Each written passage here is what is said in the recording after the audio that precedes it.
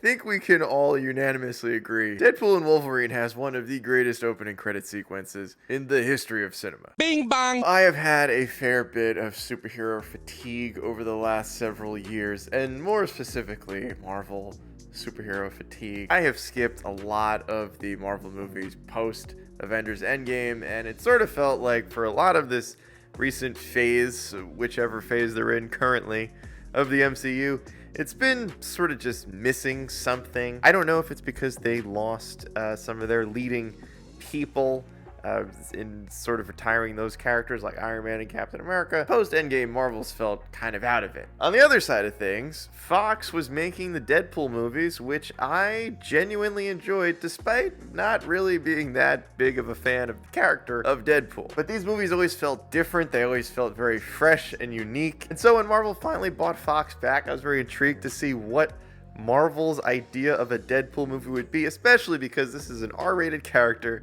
that does R-rated movies, and there has never been an R-rated MCU film, and so I wasn't necessarily sure this character would fit into the MCU at all. But I will say without a doubt, my initial reaction after seeing this movie is that this is one of the most fun superhero movies that I can remember seeing in a really long time. Now, that's not to say that it does not have its flaws with its storyline and logic, and there's occasional plot holes here and there, but the movie, just on its own, on a surface level, is just a lot of fun. The second Deadpool movie, I think, is probably my least favorite. I like all of them, but I thought the second one just sort of missing a little bit of that classic Deadpool humor that I got really used to in the first Deadpool movie. And it almost felt like Ryan Reynolds and the rest of the people behind this movie kind of took that same feeling to heart, because this movie is packed with jokes. It's really, really laugh out loud funny. It has some of the absolute wildest, unexpected cameos ever in a superhero movie. I know that Marvel has gotten pretty good at having a lot of fun surprises in their movies, but like, there are people in this film that I either never thought I would see again or never thought I would see actually in a Marvel movie at all. That part of it was really fun. Some of those exciting moments that a lot of the times the internet steals from you these days because so much gets reported on behind the scenes photos, set photos and all that. Behind the scenes photos, casting rumors, all that sort of stuff tends to spoil a lot of this. And this movie, they hid a lot of things. I did try to stay away from the trailers as much as I could, but they kept a lot of great surprises for this movie, and they all hit really well. I was pretty apprehensive about getting Hugh Jackman back. I really liked Logan. I felt that gave the character a rightful ending. And to be honest, after seeing this movie, I'm still not entirely sure I'm on board with how they handle where the Logan film universe fits into this third Deadpool movie. I get that it's a different version of Wolverine, but the way that Logan is sort of treated, the Logan film sort of treated in this movie, I think I probably could have done without that. It's not the end of the world, but I don't know if that aspect of how they told the story really connected with me as much as maybe they were expecting it to connect with people. Ryan Reynolds, absolutely on the top of his game. Hugh Jackman, top of his game. He seems to genuinely be excited about being back as Wolverine, partially probably because he got paid an ungodly amount of money to come back, but also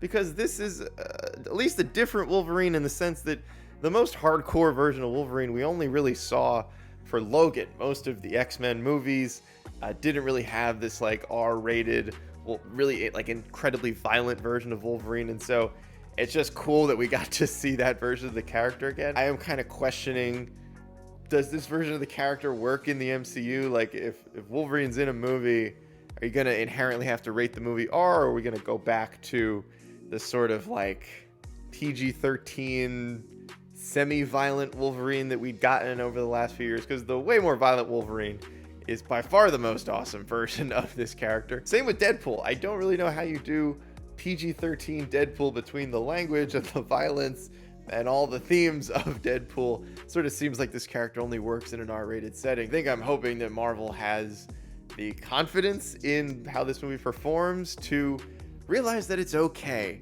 to stray from the path a little bit, maybe do some more unique projects featuring characters like Deadpool that don't necessarily always fit within the confines of the current MCU. I think if you are a fan of the first two Deadpool movies, you will absolutely love this, but more importantly, I think if you're just a fan of Wolverine, which is mainly the reason I saw this, I am not a huge Deadpool fan, but Wolverine is probably my favorite Marvel character, and so him being back, especially a Hugh Jackman playing the character, that is the reason I wanted to see this movie. It was absolutely worth it. Wolverine in the suit, Wolverine in the mask, moments that I never thought I would see actually happen.